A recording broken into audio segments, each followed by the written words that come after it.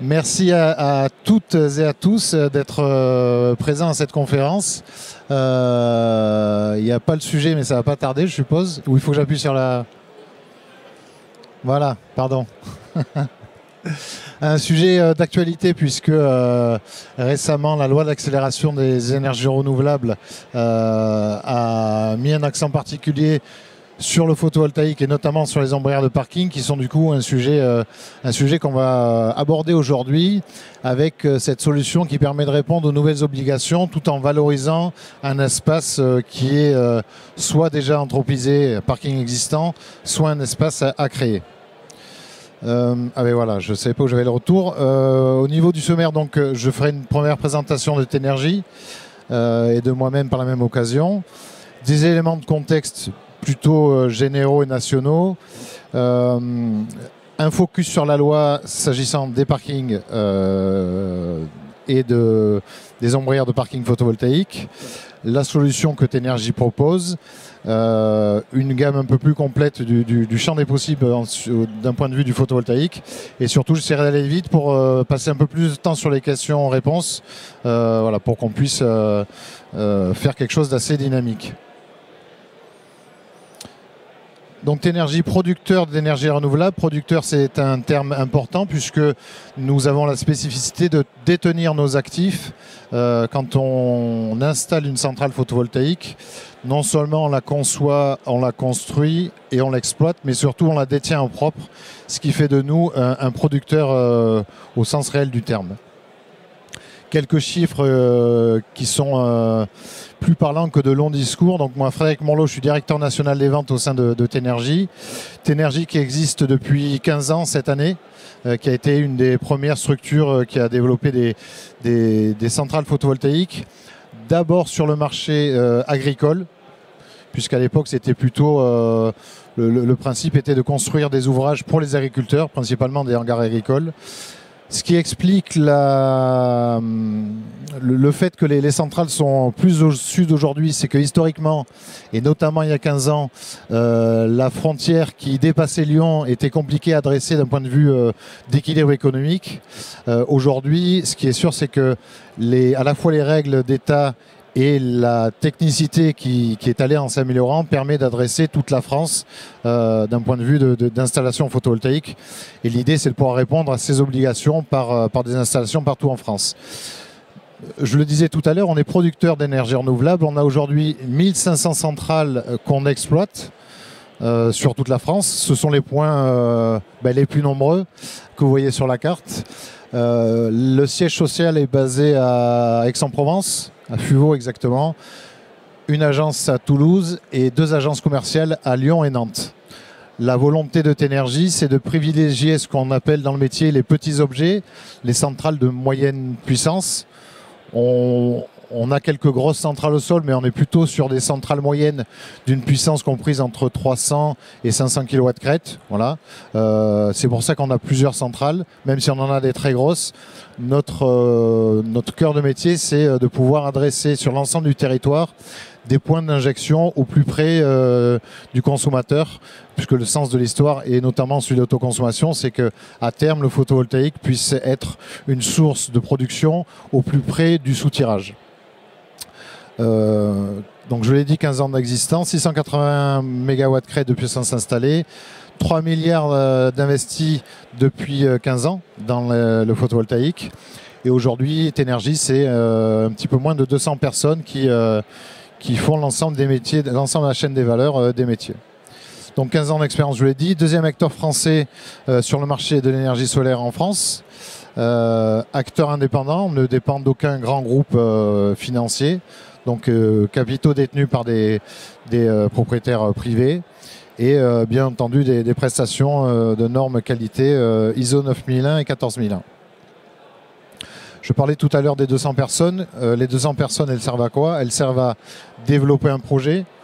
Du moment où on conclut un contrat avec le client, il y a toute l'étape d'étude, de permitting, etc.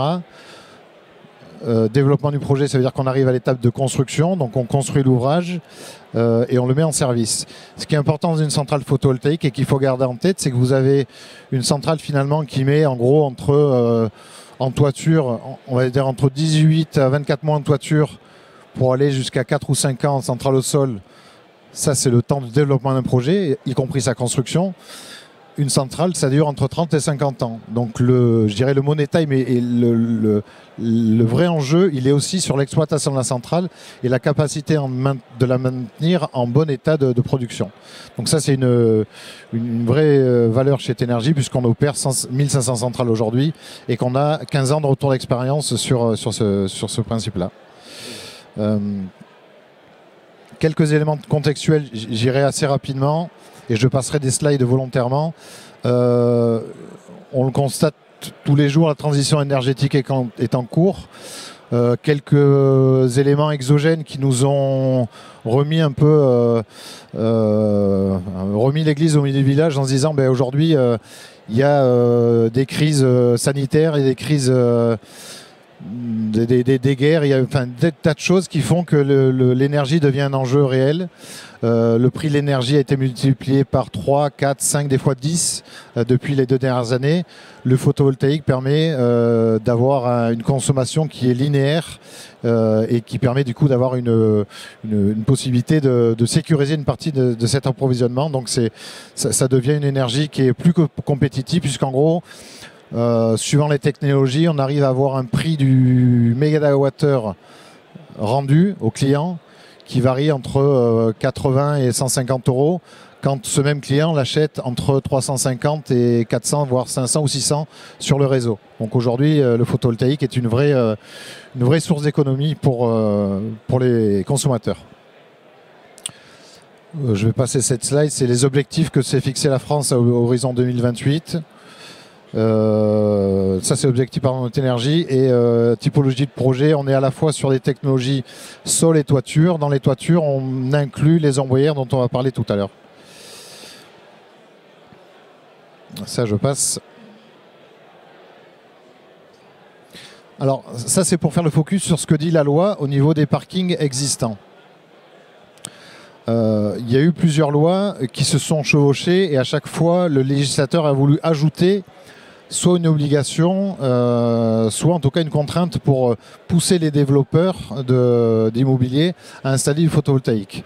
La loi climat et résilience qui date d'août 2021, elle dit quoi? Elle dit que les bâtiments sont obligés d'intégrer au moins 30% de leur surface soit en toiture photovoltaïque, soit en toiture végétalisée. C'est-à-dire qu'aujourd'hui, vous créez un bâtiment. Alors, ça exclut les logements jusqu'à présent. Vous créez un centre de bureau de 1000 m², vous êtes obligé, réglementairement parlant, pour avoir votre permis de construire, de mettre au moins 300 m² de panneaux photovoltaïques. Donc la loi rend obligatoire ce procédé pour se dire qu'à chaque fois qu'on va artificialiser du sol, on va faire en sorte que le complexe qu'on va créer ait quand même une empreinte énergétique et concourt à l'atteinte des objectifs que s'est fixé la France. La loi climat-résilience a été modifiée récemment. Dans un permis de construire aujourd'hui, quand vous créez un parking, vous êtes obligé de mettre des ombrières photovoltaïques pour au moins 50% de la surface totale du parking. Donc ça, jusqu'à présent, c'était je crée un parking, je suis obligé de mettre des ombrières. Et ce qui a évolué il y a peu de temps, puisque la loi a été adoptée en deuxième lecture fin janvier. Ce que dit la loi, les décrets d'application ne sont pas encore sortis, donc on attend de savoir comment ça va se décliner, quelles seront les dérogations, quelles seront les obligations, les pénalités, etc. L'idée, c'est que pour tout parking existant, quel que soit l'âge finalement du parking, de plus de 1500 m², vous aurez l'obligation de mettre 50% d'ombrières photovoltaïques. Pourquoi l'État a voulu faire ça? L'État s'est rendu compte que lui-même, dans ses collectivités, mais surtout toutes les personnes qui avaient un parking, avaient finalement cette capacité de concourir à l'atteinte des objectifs. Et le seul moyen qu'a trouvé l'État de faire en sorte que les choses avancent, c'est de dire rendons-le obligatoire, prévoyant des cas de dérogation. Typiquement, vous avez des impossibilités techniques parce que vous avez un parking qui est en dévers. Vous avez un parking qui est situé dans une zone soumise aux architectes des bâtiments de France ou une zone. Il y aura des dérogations qui existeront, mais ce qui est sûr, c'est que en attendant les textes de loi des décrets, d'ici entre 2026 et 2028, il faudra à minima avoir entamer les démarches pour pouvoir prouver à l'État et en l'occurrence aux préfectures que vous êtes en train de créer, de monter un projet photovoltaïque pour le parking que vous avez chez vous. Donc c'est une vraie contrainte pour les propriétaires de parking. Pour les opérateurs comme nous, c'est plutôt une très bonne nouvelle, mais pour autant, on se dit que quand on voit l'ampleur de la tâche, quand on voit le temps que met un projet à se faire entre le moment où je signe et le moment où je réalise l'ouvrage, en gros c'est 24 à 36 mois, parce qu'il y a à l'intérieur d'un projet des étapes administratives qui sont incompressibles. On se dit que quand on tope une pénalité à 2028, ça reste très ambitieux. C'est pour donner, à mon avis, un premier coup de pédale, mais je pense qu'il y aura des améliorations parce qu'on va se rendre compte qu'en réalité c'est en fait trop ambitieux. En tout état de cause, la loi est sortie, les décrets vont sortir, mais ça va être opposable. À partir du 1er juillet 2023, toute personne qui détient un parking de plus de 1500 m² sera obligée d'y mettre des ombrières photovoltaïques en France. Donc, cette obligation entraîne des nouvelles contraintes. Suivant si vous avez un parking existant ou si vous construisez un parking, vous avez ici les obligations qui sont naissantes. Quand vous construisez un parking, si vous avez plus de 500 m² de parking, vous devez y mettre des ombrières. Si c'est un parking existant, la loi a mis une surface à 1500 m² qui équivaut à peu près à 80 places. Le Sénat était parti plutôt pour dire on va mettre de nombre de places. L'Assemblée nationale a dit non, plutôt mettons une surface, peu importe. On va dire qu'à partir de 80 places sur les parkings existants, ça devient obligatoire. La solution Tenergy, les nouvelles contraintes entraînent pour les propriétaires fonciers des nécessités d'avoir des nouvelles expertises, d'appréhender des nouveaux matériaux. Ce qu'on se dit, c'est que on a des spécialistes, en l'occurrence Tenergy en fait partie, dont c'est le métier, et des propriétaires fonciers dont c'est pas forcément le métier, dont c'est pas forcément l'expertise. Donc ça devient finalement une contrainte, c'est-à-dire que l'État nous dit vous êtes obligé de mettre une ombrière, et le propriétaire dit oui, mais qu'est-ce que je fais, comment je fais, qu'est-ce que ça rapporte, qu'est-ce que ça coûte, etc. Donc à ces nouvelles contraintes, on se propose de les transformer en opportunités, puisque comme je l'ai dit tout à l'heure, Tenergy reste détenteur de ses actifs de production. Donc le principe, pour la faire le plus simple possible, vous avez un parking, vous contactez Tenergy, on s'occupe du montage, de l'ingénierie, c'est-à-dire qu'on calcule quel est le capex et quel est le chiffre d'affaires qui peut y être associé. Et en gros, on construit l'ouvrage pour notre compte. Donc on conclut un contrat de bail avec le propriétaire, on construit les ombrières, on les exploite, et donc le propriétaire répond à l'obligation réglementaire sans que ça lui coûte rien. À la fin du bail, le propriétaire récupère les ouvrages, le bail qui peut aller de 20, 25, 30, 35 ans, ça dépend des équilibres économiques. Donc à la fin du bail, le propriétaire du foncier récupère des ombrières, une centrale photovoltaïque, qui, pour rappel, au bout de 20 ans, continue à produire 90% de ce qu'il a produit à sa puissance nominale. Donc, vous avez une capacité de production, quand vous récupérez l'ouvrage, de 90% de sa puissance. Du coup, un tarif qui est le tarif que va vous coûter la maintenance. C'est-à-dire qu'en gros, vous allez avoir un kilowattheure que vous allez acheter dans 20 ans, enfin, personne ne sait, mais on va dire 300 €, et qui va vous en coûter, vous, 40. Ce que ça va vous coûter, est-ce que dans 20 ans, vous le revendrez sur le réseau? Est-ce que vous l'autoconsommerez? Finalement, personne ne le sait. Ce qui est sûr, c'est que vous récupérez un ouvrage qui est en état de fonctionnement, qui continue à avoir une vraie efficience et qui est complètement amorti, et donc qui a un équivalent du kilowattheure qui est plus qu'intéressant.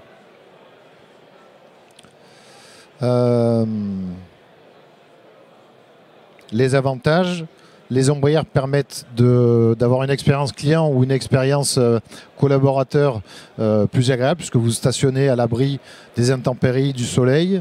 Vous avez l'avantage de ne pas avoir de ressources pécuniaires à mobiliser, c'est-à-dire que l'investissement, c'est nous qui le portons, et des nouvelles sources de revenus, le cas échéant, en fonction des montages, puisqu'on peut avoir à l'intérieur d'un projet d'un projet d'ombrière, soit de l'injection réseau, soit de l'autoconsommation, en fonction de l'activité du site, si c'est un site qui a une puissance de soutirage suffisante ou pas.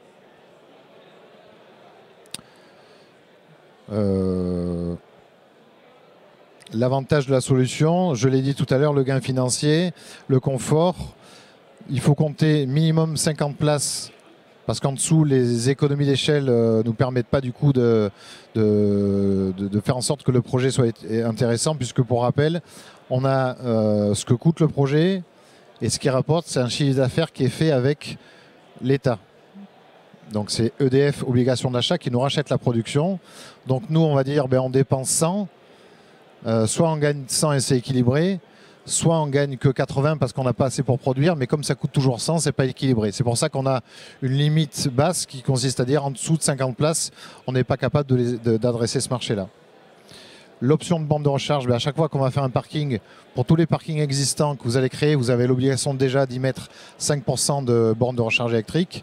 L'avantage de la solution, c'est qu'on profite pour venir avec nos ombrières et préparer les fourreaux pour la montée en charge des besoins d'IRVE, de charge de bornes de recharge, puisqu'aujourd'hui, on a un parking de 120 places. Est-ce qu'il faut mettre 50 bornes? On se dit que non. Par contre, est-ce que dans 10 ans, il faudra en avoir 50? Certainement. Donc, on va en mettre 5 ou 10 au début, mais par contre, on va préparer pour que, à terme, vous puissiez avoir de plus en plus de bornes. Couplage possible avec un projet de toiture, ça veut dire que quand vous déposez un projet avec un centre commercial plus des parkings, le fait de déposer ce projet vous oblige à mettre du photovoltaïque. L'État a considéré que sur la surface obligatoire, en gros, qu'on en mette une partie en toiture et une autre partie en ombrière, on répond à la loi et l'État s'arrange avec ça. Donc l'intérêt, c'est aussi de se dire, il n'y a pas que le parking, finalement la toiture peut être aussi une opportunité pour y mettre du photovoltaïque. Des exemples de réalisation, on a aujourd'hui plus de 350 centrales en ombrière, donc on ne les a pas toutes mises, mais on a mis certaines pour montrer ce que ça donne. En fin d'année dernière, on a été lauréat d'un appel à la manifestation d'intérêt de la SNCF qui visait à équiper 120 parkings de gares partout en France. Donc on a été lauréat. D'ici 2024, on aura quasiment fini le programme. Donc c'est un programme qui vise à solariser l'ensemble des parkings de la SNCF sur 120 villes. Et ce sont des parkings plutôt des parkings de ville. Donc ce ne sont pas les gares TGV, ce sont les parkings qui font entre 50 et 150, 200 places. Donc ça correspond bien à ce qu'on sait faire chez Tenergy. Des petites unités réparties partout sur le territoire pour là aussi continuer à avoir des points d'injection possibles. Donc c'est pas 120, c'est 119, je m'excuse. Je passe rapidement pour laisser la place aux questions éventuelles. Des solutions en toiture. Les solutions en ombrière qu'on a vues et la solution en autoconsommation qui, depuis un peu plus d'un an, avec la sortie de ce qu'on appelle le guichet ouvert, permet d'avoir des projets compris entre 100 et 500 kg qui permettent soit d'injecter sur le réseau, soit d'avoir un contrat d'autoconsommation avec l'autoconsommateur. Ce type de projet d'autoconsommation est éligible aux toitures mais aussi aux ombrières. Donc c'est pour ça que je parlais tout à l'heure. Vous avez une usine qui a un parking. La bonne idée, c'est de se dire, je réponds à la loi, je mets mes ombrières, mais du coup, je vais faire le projet en autoconsommation parce que le kilowattheure, enfin le mégawattheure que j'achète 400 €, Tenergy va me le revendre 150. Donc je réponds à la loi et en plus je fais des économies puisque ce que je dois acheter 400, je l'achète 150. Voilà, et on est au stand de 12. Du coup, je ne suis pas tout seul au stand puisqu'il est occupé Et je propose qu'on passe... Alors là, il faut que je mette le... Les questions. Effectivement, là, je m'entends. Au niveau du timing, on doit être bon. Est-ce que vous avez des questions et monsieur, voilà, passer le micro. J'ai deux questions techniques, mais qui sont assez imbriquées. C'est le rapport avec le vent. Alors, au point de vue de vos structures ombrières, est-ce que vous avez dû changer des éléments de structure pour lutter contre les problèmes de vent qui vont aller s'aggravant? Et l'autre versant des choses, c'est, j'ai vu qu'Iberola s'occupait maintenant de photovoltaïque. Est-ce que c'est dans votre cours d'école? Pas forcément. Mais vous, est-ce que vous voulez vous étendre du côté du stockage de l'énergie électrique par association? Est-ce que vous voulez aller jusqu'aux autres énergies renouvelables suivant vos capacités et vos compétences? Alors, il y a plusieurs questions. Il y en a 3. Si je reprends dans le désordre, bon, Iberdrola, c'est un partenaire concurrent, donc chacun entre guillemets sa stratégie. Nous, la stratégie, c'est le marché français. On est français depuis 15 ans, indépendant, donc on veut être producteur d'énergie sur le territoire.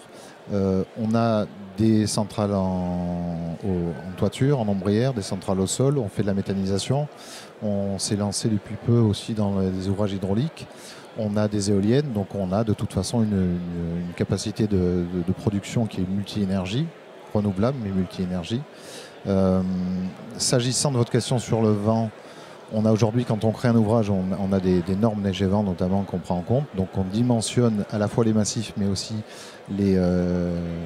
l'acier des ombrières pour répondre à des problématiques de vent. Donc on a aujourd'hui sur l'ensemble de nos ouvrages, à part si demain il y a un typhon qui passe, on ne pourra pas faire grand chose, mais ces problématiques sont d'ores et déjà appréhendées au niveau de la conception en réalité du projet.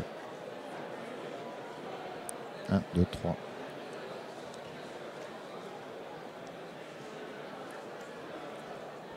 Bonjour, je travaille pour la région de Bruxelles et on est en train, nous,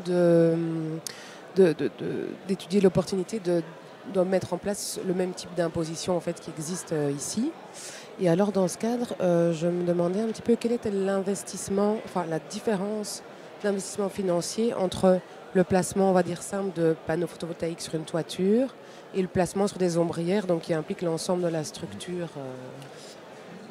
Je vous le fais grosse maille parce que c'est très dépendant de beaucoup d'éléments exogènes, mais en gros, ce qui coûte 100 pour une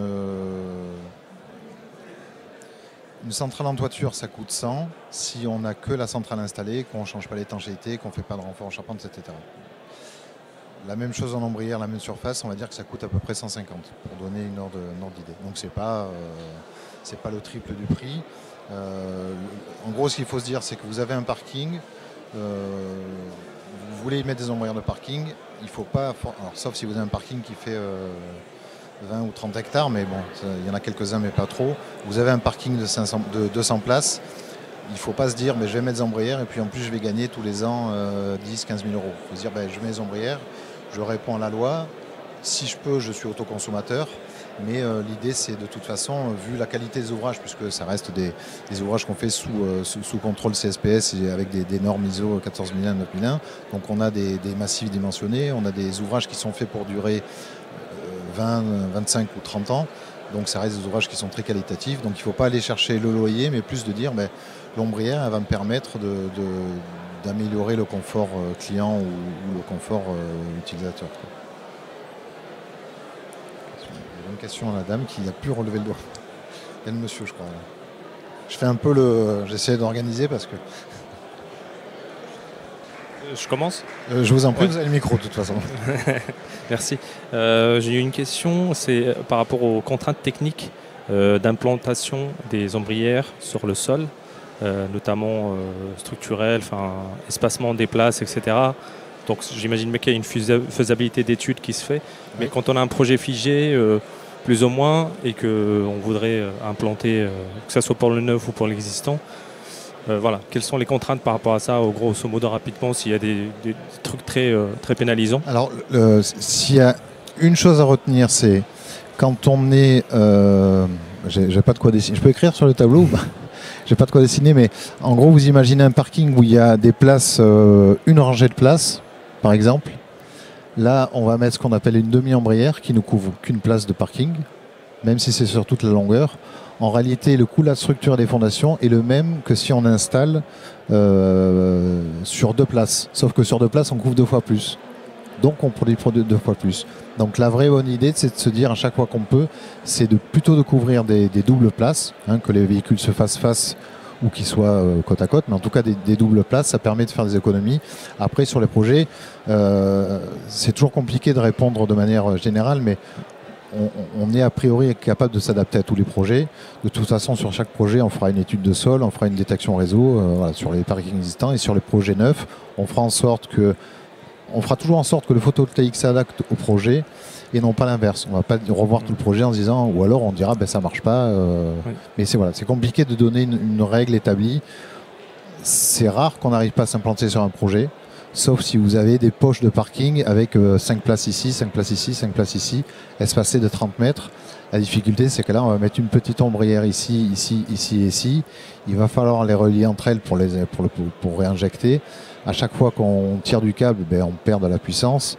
On a des coûts structurels qui augmentent. Donc, l'idéal, ça reste quand même un parking qui est assez homogène et qui permet de déployer une puissance entre 100 et 500 kg. Qui peut plus, peut le moins, mais à minima 100 kg, et ce qui équivaut à peu près à 50 places. Et pour la contrainte d'emprise, le fait qu'on cache la pleine terre, est-ce que c'est un problème? Aucun problème. D'accord. Le fait qu'on couvre. En fait, on ne crée pas. On ne crée pas de. Si c'est par rapport à la loi sur l'eau. Oui, c'est ça.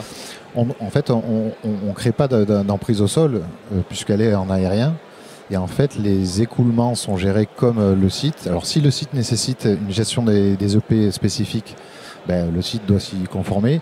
Mais en tout cas, il n'y a aucun projet où on nous a dit les ombrières modifient la gestion des EP du site, puisque nous, toutes les ombrières sont équipées de gouttières.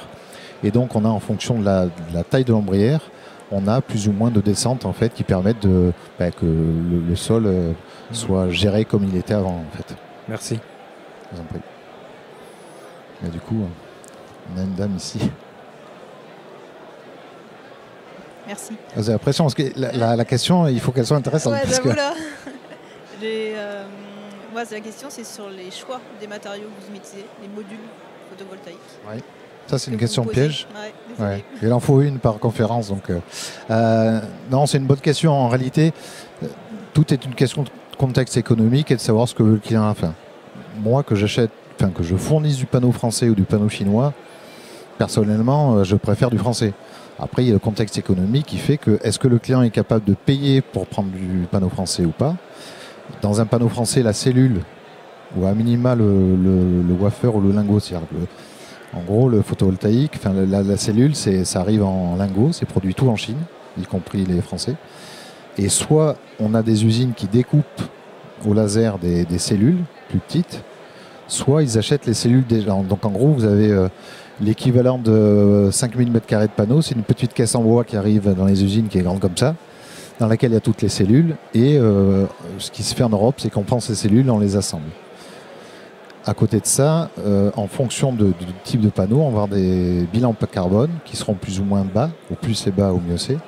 Mais ces panneaux sont plus ou moins chers. Au plus ils ont un bilan carbone bas, au plus ils sont chers. Donc après, c'est vraiment un jeu d'équilibre en se disant, on a des clients qui nous disent, faites-moi 3 propositions.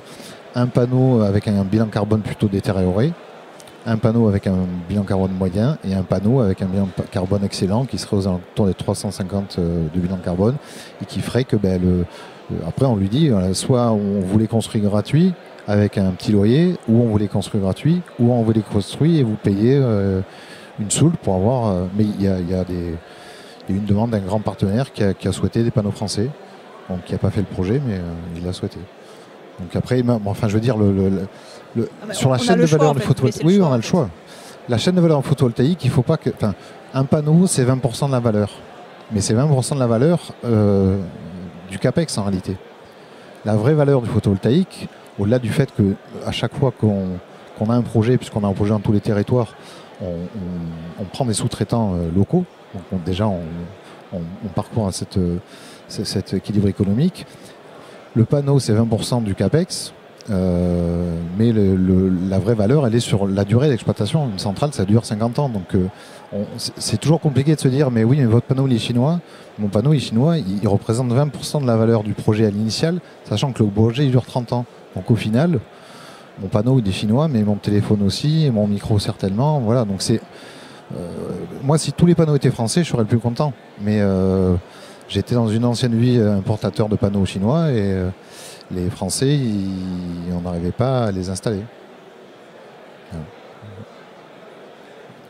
On n'a plus de questions. Alors, on est sur le stand de 12. Si vous avez des questions, je reste 5 minutes caché derrière parce que là, je dois rendre le micro. Merci à tous pour votre attention en tout cas.